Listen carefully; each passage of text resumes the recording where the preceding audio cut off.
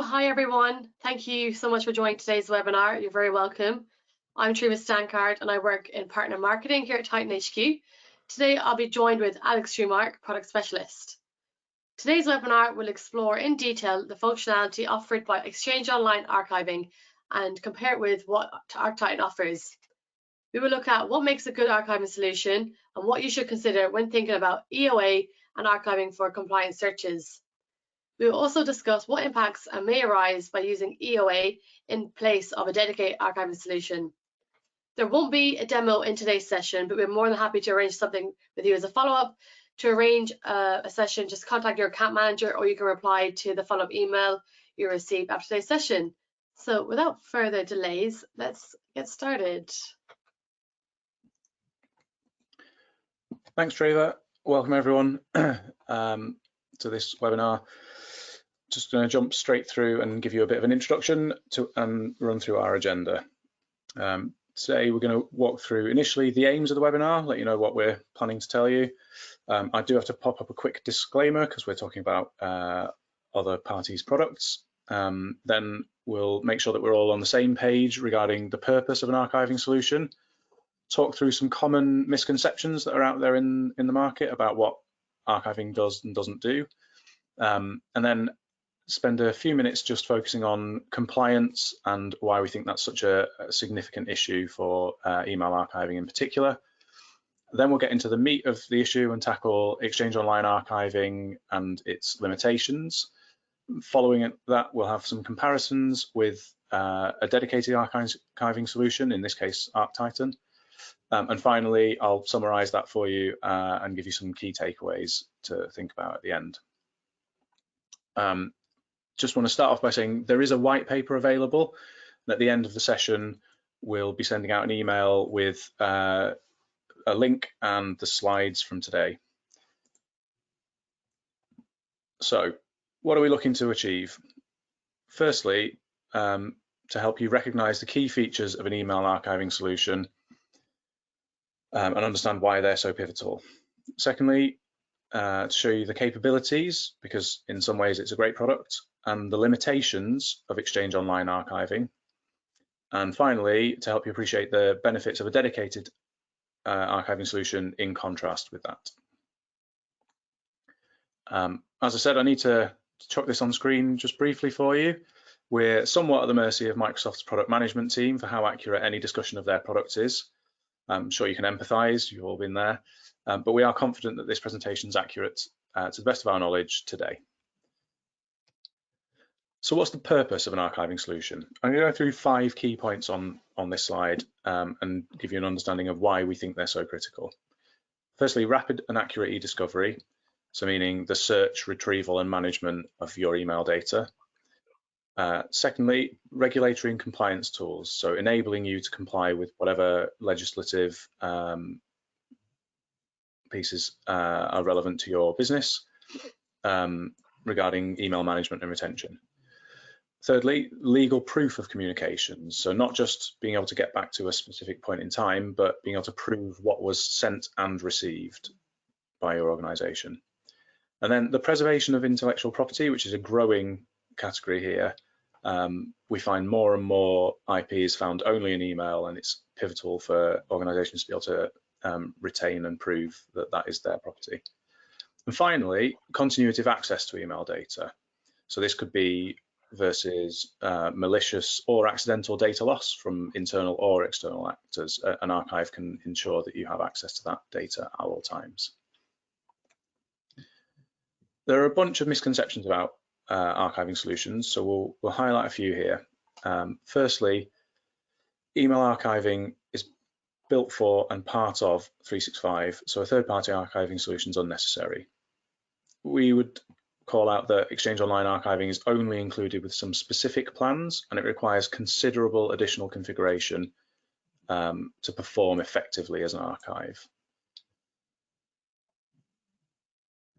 In legal cases, Exchange Online archiving would be sufficient to provide evidence of all sent and received email.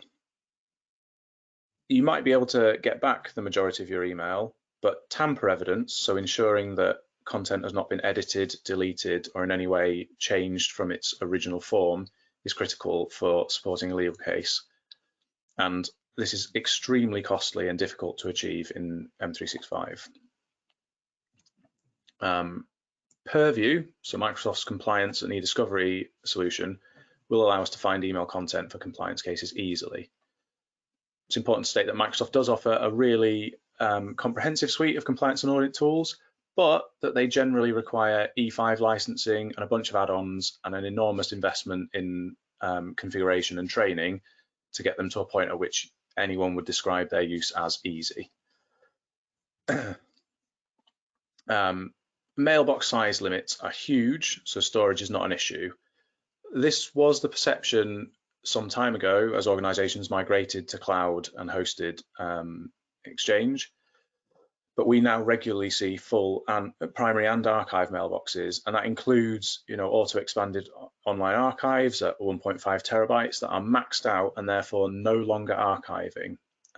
This is particularly key because large or full mailboxes cause, whether they're archived or not, cause significant performance issues and eventually service restrictions, so not archiving anymore, for both the end user, e-discovery staff and administrators.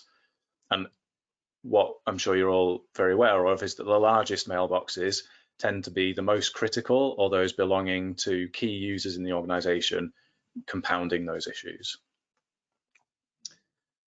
And finally, archiving and backup achieve the same thing. This comes up a lot, particularly in a 365 scenario where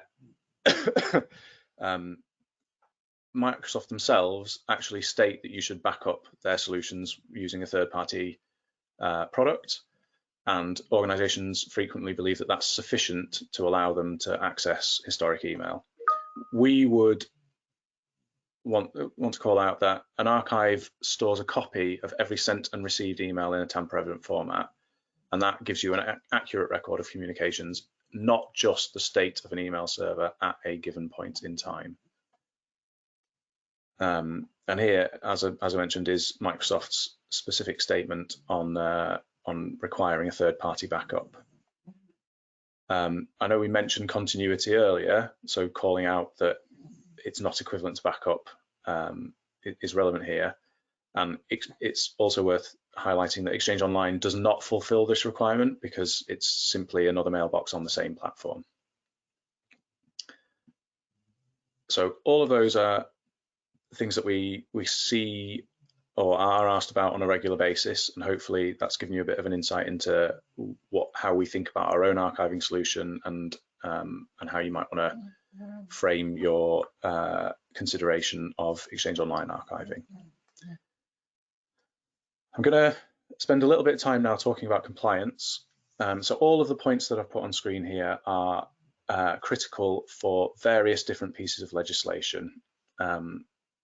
We'll go through a few specific examples, but just call out the automatic retention of sent and received email, so taking user error out of the equation, is particularly key for compliance. You need to be sure that what your organization, either by legal requirement or by policy, wants to retain is retained, and not put that in the hands of staff who, while dedicated as they may be, are fallible.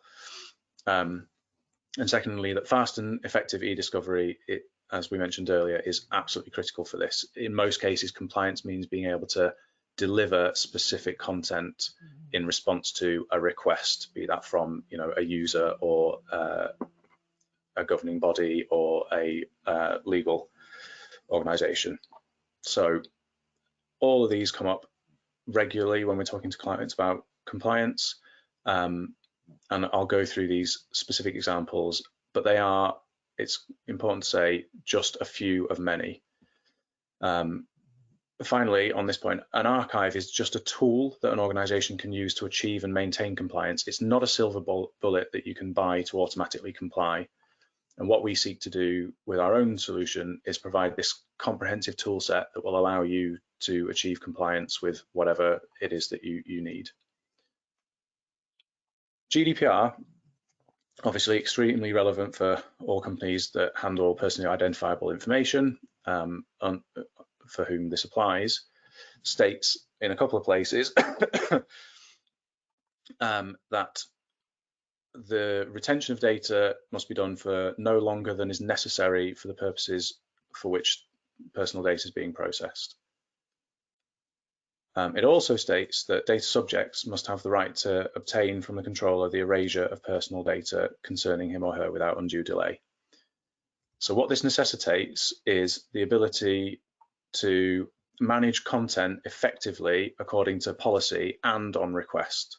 So you need to be able to ensure that you're only retaining what you should, to remove content from your archive and potentially your mail server when it's appropriate to do so, and to respond to DSR, data subject requests, to delete content applying to specific subjects. All things that any sensible archiving solution will allow you to do. SOX states that all companies within scope have to maintain all audit or review work papers for a period of 5 years. Now, retaining email for that long is fairly trivial. You can do that with retention policies, but you need to be able to define what is and isn't a work paper.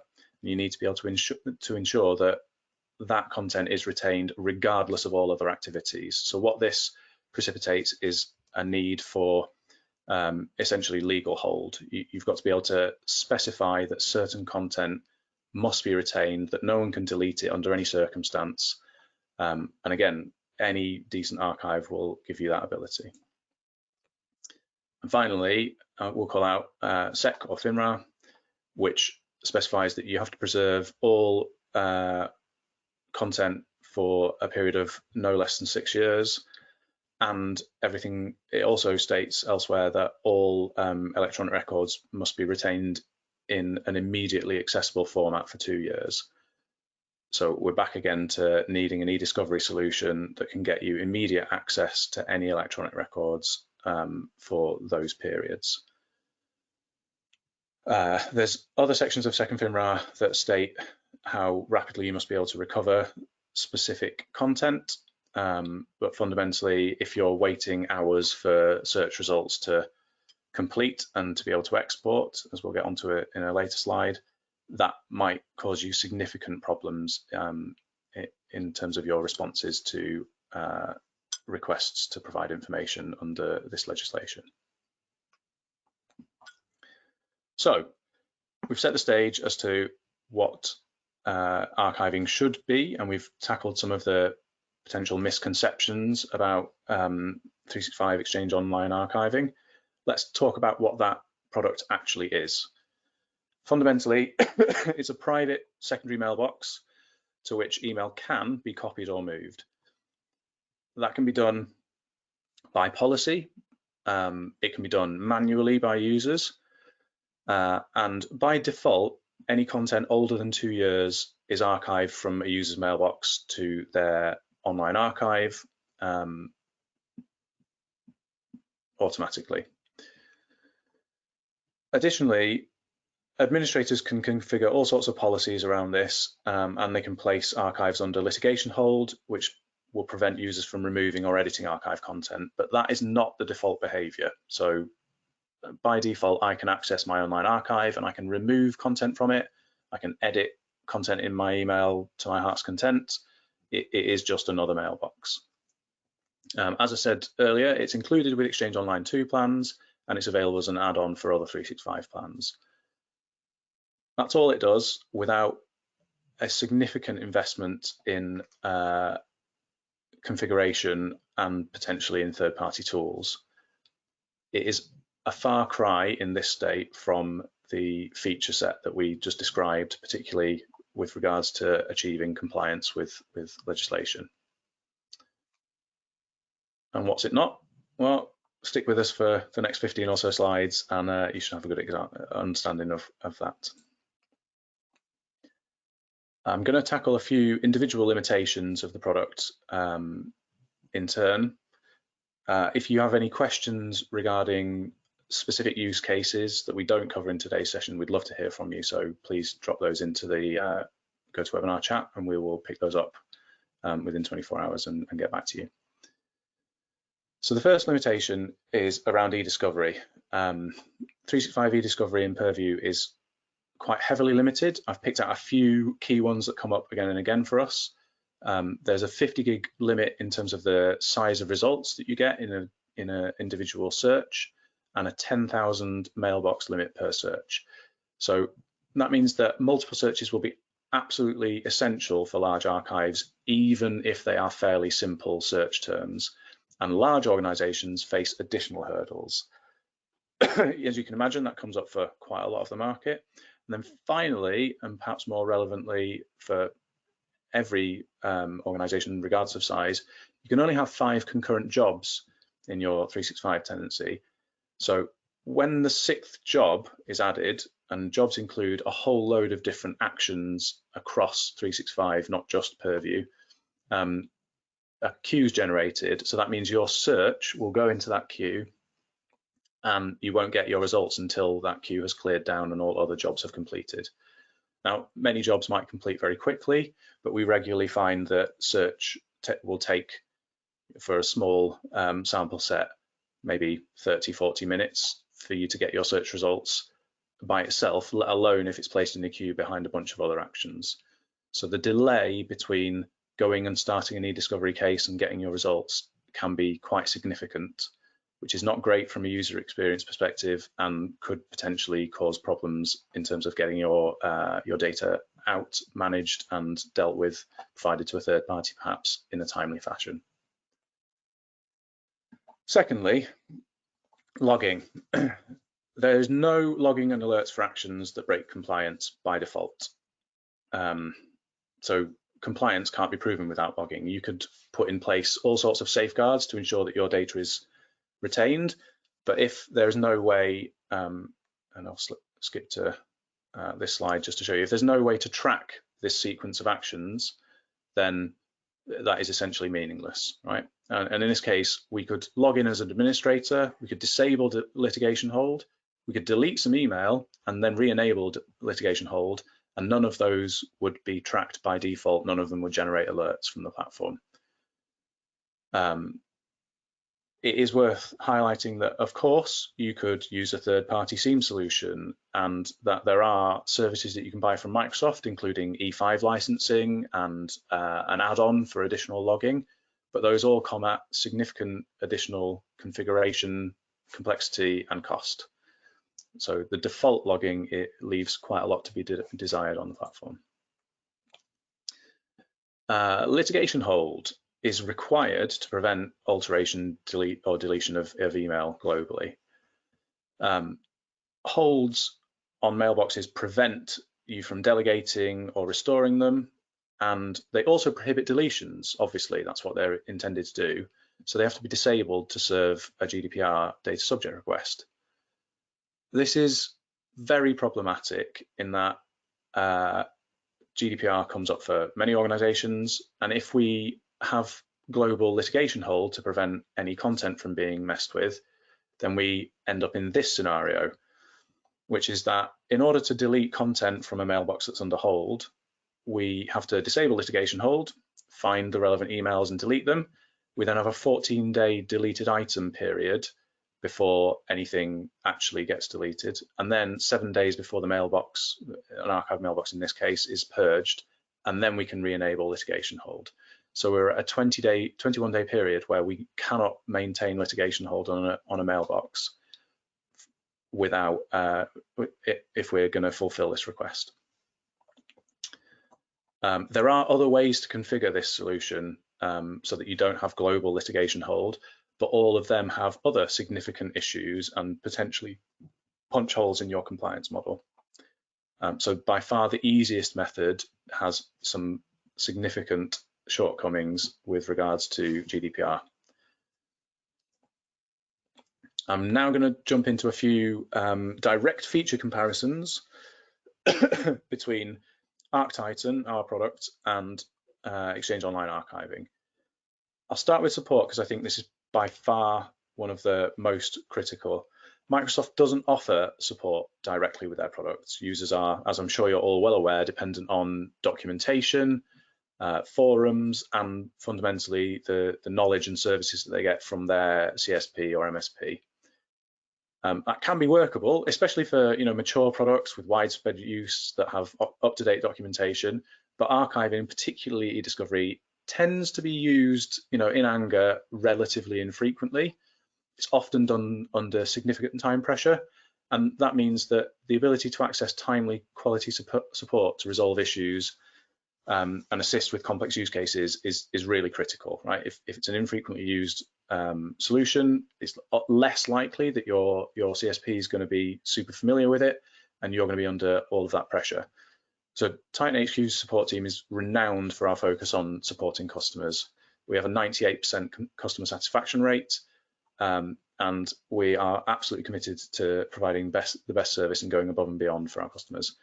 We have that necessary expertise with our own product to guide you during those time critical or high risk cases, whether that's an issue with the platform or you needing the support to get your search parameters right and achieve an appropriate management of your content. We will help you either way. Secondly, growth limits. So this is particularly relevant for kind of key high usage mailboxes, high mail flow mailboxes. Exchange Online Archiving only supports 1 gig per day per mailbox. ArcTitan is unlimited. Where this comes up, you're effectively introducing at best a delay and at worst a gap in your archiving where that limit is surpassed. Storage limits also come up. I've mentioned these previously, that mailbox sizes are irrelevant. Well, archive mailboxes similarly start at 100 gig, and we see that filled over and over again, and can then be extended to 1.5 terabytes with auto-expanding archive. That sounds enormous, but we also see these being filled. And auto-expanding archive has its own set of problems in that once enabled, it can never be disabled. And it also precludes the management of mailboxes in a number of ways. So delegation and restoration of content becomes substantially more difficult and in some cases impossible for auto-expanding archive mailboxes. With ArcTitan, storage is unlimited. There are no restrictions here, and that enables you to do all sorts of helpful things like enforce extremely short-term retention limits on your primary mailboxes so that those mailboxes always stay very small.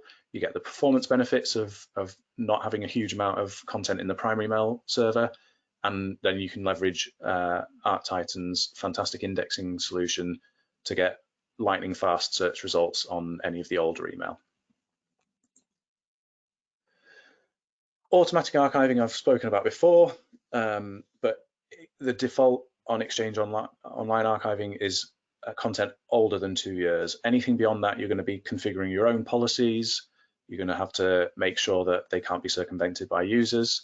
Whereas ArcTitan, by default, we will journal all sent and received mail. Everything will be in the archive, and you can then manage that down as is appropriate for your specific use case. Deletions. Users and admins in Exchange Online can delete content unless there are additional policies in place. Whereas with ArcTitan, you can do what you like on your primary mail server, but there is a 4 eyes process required for all deletions. So a privileged user can request a deletion, but a data guardian must then approve that deletion, and it must be a separate user that does that. This is to make sure that we retain that comprehensive archive of all of your content, and we're only getting rid of data that you are absolutely certain should not form part of that archive ongoing. Audit logs is a topic that we hovered on a little bit earlier. By default, there's no logging of user actions in 365, and where you do enable logs, they are retained only for 90 days without paying for additional licensing. In ArcTitan, we fully and automatically log all admin and privileged user actions, and we retain all those logs permanently. So you can always trace back exactly what has been done on the archive. You can provide those transcripts of the logs as part of perhaps an export that you have to deliver to a third party to demonstrate exactly what searches you performed, and all of that comes, turnkey out of the box. Inactive users comes up pretty regularly. In order to continue archiving an address, the user has to either be licensed or have a hold placed on their mailbox, which, as we previously dealt with, prohibits deletions, restorations, delegation, and all of those things that you might want to do with a user mailbox that's no longer active. Whereas with ArcTitan, inactive users are not chargeable, so there's no cost to you to retain a user's account when they no longer form part of the organization. And we'll continue to archive all mail that flows through your mail solution, regardless of whether there's a user account involved. If it was sent or received, then it gets in the archive and it's searchable to privileged users no matter what. It can be managed in exactly the same way as an active user's mailbox would be. Litigation hold is required in 365 to prevent content deletion, as we've covered, whereas ArcTitan prevents deletion by privileged users or policy. So legal hold is only required here where you want to flag data as not being eligible for deletion. So you're just saying this is required in an ongoing case or investigation, for instance. Excuse me. Under GDPR, and we've covered DSRs briefly, so I won't dwell on this, but litigation hold has to be disabled, whereas we are DSR compliant and we can log all of those actions without affecting your broader compliance model. Search performance, as I described before, in our test regularly we'll get more than 20 minutes to find a few thousand items from a small number of mailboxes. Do feel free to go and check this out yourself. It is a lot of windows to click through. You then face a delay for the results, and you then have to queue your export as well. Whereas the same data, the same search, you're getting results within a second. You can immediately export directly from the UI with no additional steps in ArcTitan. It's like night and day in terms of how rapidly you can get to the content that you need.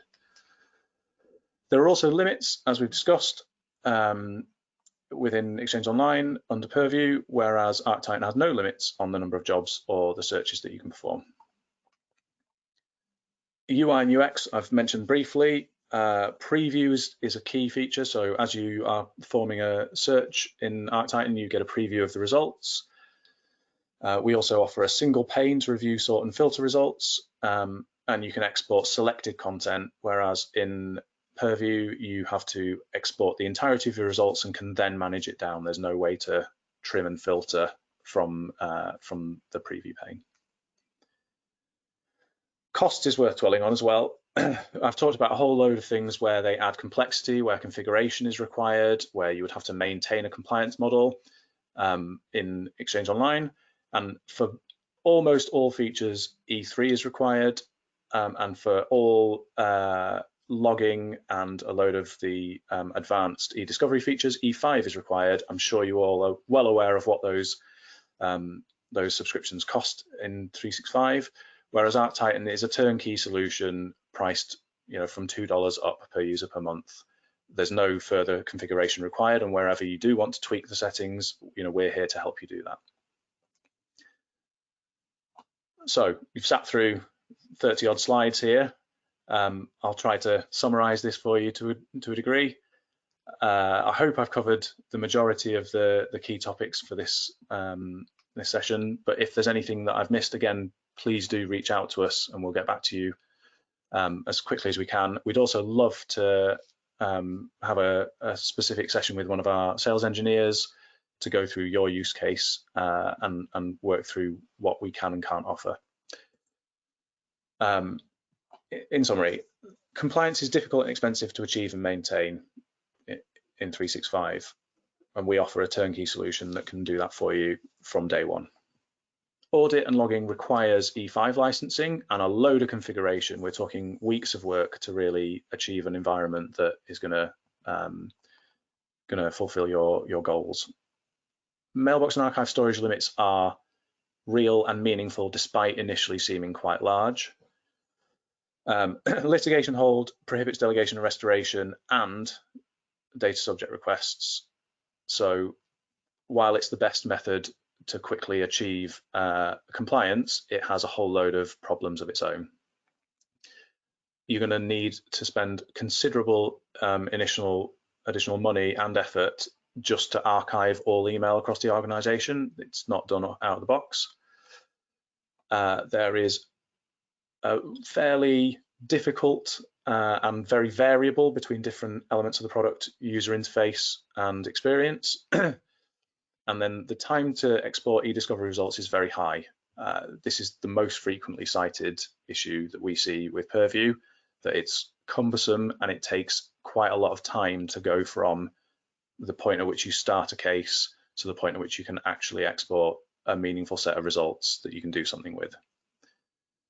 And then finally, there are many additional costs just to achieve effective compliance in an Exchange Online archive. I think that is, if we can drive one thing home, it's that you can't just fire and forget that solution. You're going to have a load of additional investment to reach a point that's in any way equivalent with a dedicated archiving solution. I've mentioned already, any questions that you have, please pass them on to us and we'll get back to you as quickly as we can. We'd love to hear them, and if you've got any suggestions for future sessions, we'll take that on board and look forward to delivering those for you in the coming months.